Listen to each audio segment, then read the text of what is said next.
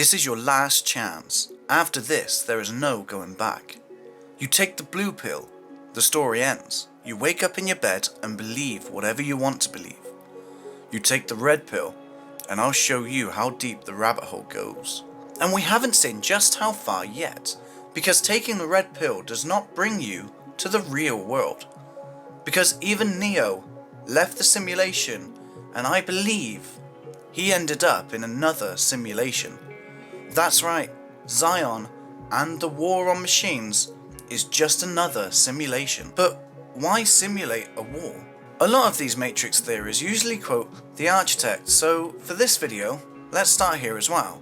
He explains that Neo has been part of the 6th version of the Matrix, meaning there has been 5 versions before it that have failed. But now the solution discovered by the Oracle was choice. As long as people were given the choice, 99% of all people accepted the Matrix, even if that said choice was only subconscious. So what happens to that 1% anomaly which he states, and while a minority, if unchecked, would constitute an escalating probability of disaster. So it would actually make sense to simulate an environment where the 1% of the people that desire to fight the Matrix actually can, while the machines sit back and watch it unfold in virtual reality.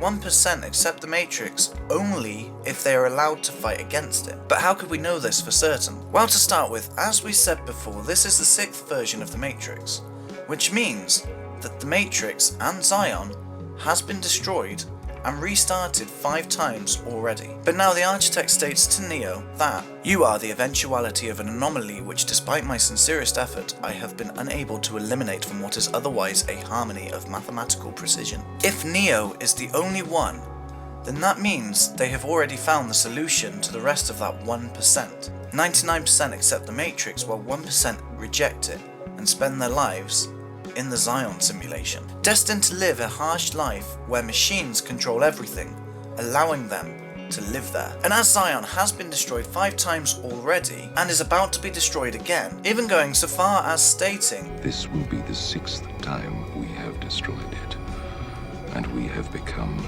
exceedingly efficient at it. Then why would they allow Neo to rebuild Zion if Zion is such a burden to the machines? After which you will be required to select from the Matrix 23 individuals, 16 female, 7 male, to rebuild Zion.